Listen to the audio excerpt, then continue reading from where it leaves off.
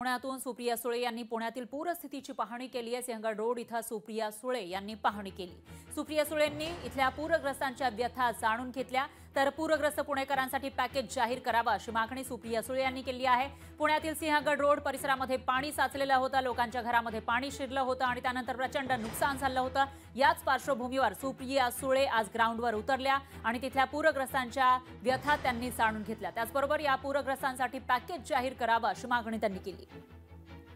अर्थातच हे असलेलं महाराष्ट्राचं सरकार आणि माझी महाराष्ट्र सरकारला विनंती आहे की थोडे वेळ राजकारण घरं फोडा पक्ष फोडा थोडं बाजूला ठेवावं, माणुसकी दाखवावे। अतिशय असंवेदनशील हे सरकार आहे आणि माझी मागणी आहे की या संपूर्ण भागासाठी एक वेगळं पॅकेज, या लोकांसाठी सफाई, टाक्या तातडीने टाक्या साफ झाल्या पाहिजेत, इथे फवारणी दिवसातून 2 ते 3 वेळा झालीच पाहिजे, पाणी स्वच्छ, वीज हे पहिल्या टप्प्यात अर्जंटली झालं पाहिजे, त्यानंतर आर्थिक मदत प्रत्येकाला झालीच पाहिजे। धान्य 1 महिन्याचा धान्याचा पुरवठा हा तातडीने या लोकांना झाला पाहिजे।